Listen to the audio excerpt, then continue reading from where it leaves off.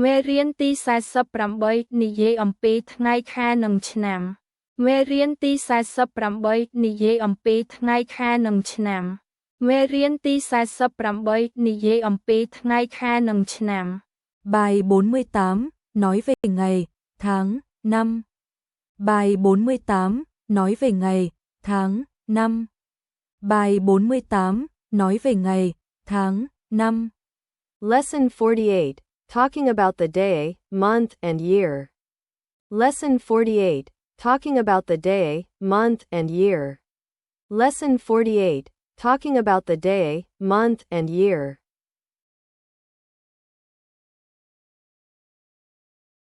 ថ្ងៃនេះជាថ្ងៃអ្វីថ្ងៃនេះជាថ្ងៃអ្វីថ្ងៃនេះជាថ្ងៃអ្វី Hôm nay là ngày gì?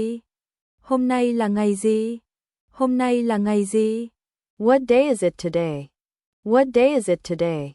What day is it today?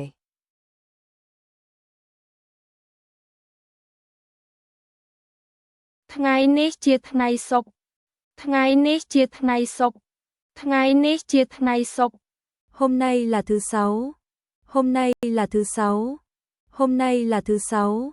Today is Friday. Today is Friday. Today is Friday.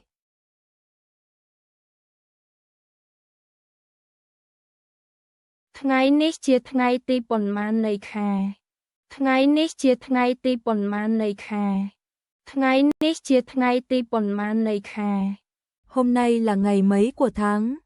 Hôm nay là ngày mấy của tháng? Hôm nay là ngày mấy của tháng? What date is it today? What date is it today? What date is it today?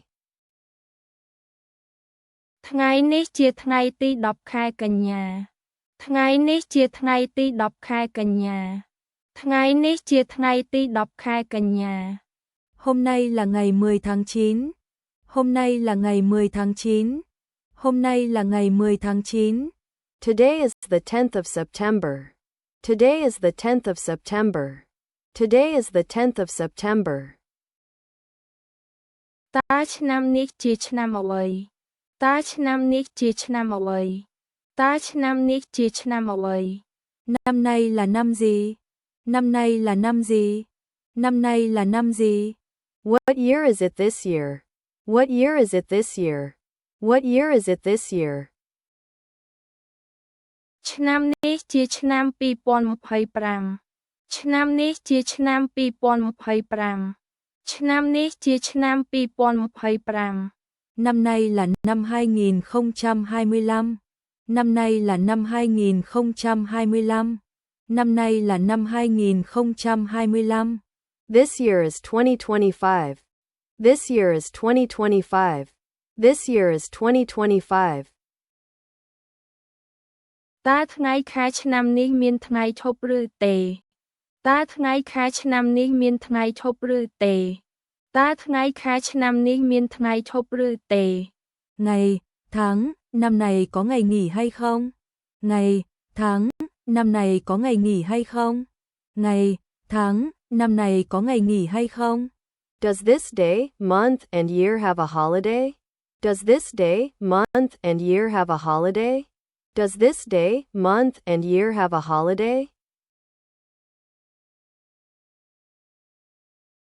មានថ្ងៃនេះគឺជាថ្ងៃឈប់បុណ្យជាតិមានថ្ងៃនេះគឺជាថ្ងៃឈប់បុណ្យជាតិមានថ្ងៃនេះគឺជាថ្ងៃឈប់បុណ្យជាតិ Có, hôm nay là ngày nghỉ quốc khánh. Có, hôm nay là ngày nghỉ quốc khánh. Có, hôm nay là ngày nghỉ quốc khánh. Yes, today is a national holiday.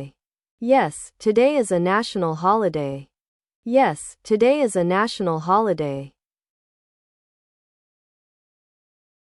តើអ្នកមានអារម្មណ៍យ៉ាងដូចម្តេចចំពោះថ្ងៃខែនិងឆ្នាំនេះតើអ្នកមានអារម្មណ៍យ៉ាងដូចម្តេចចំពោះថ្ងៃខែនិងឆ្នាំនេះតើអ្នកមានអារម្មណ៍យ៉ាងដូចម្តេចចំពោះថ្ងៃខែនិងឆ្នាំនេះ Bạn cảm thấy thế nào về ngày, tháng và năm nay? Bạn cảm thấy thế nào về ngày, tháng và năm nay? Bạn cảm thấy thế nào về ngày, tháng và năm nay? How do you feel about this day, month and year? How do you feel about this day, month and year? How do you feel about this day, month, and year? ខ្ញុំមានអារម្មណ៍ល្អថ្ងៃខែឆ្នាំនេះពោរពេញដោយឱកាស ខ្ញុំមានអារម្មណ៍ល្អថ្ងៃខែឆ្នាំនេះពោរពេញដោយឱកាស ខ្ញុំមានអារម្មណ៍ល្អថ្ងៃខែឆ្នាំនេះពោរពេញដោយឱកាស Tôi cảm thấy tốt, ngày, tháng, năm này đầy cơ hội. Tôi cảm thấy tốt, ngày, tháng, năm này đầy cơ hội. Tôi cảm thấy tốt, ngày, tháng, năm này đầy cơ hội. I feel good, this day, month, and year is full of opportunities. I feel good, this day, month, and year is full of opportunities. I feel good, this day, month, and year is full of opportunities.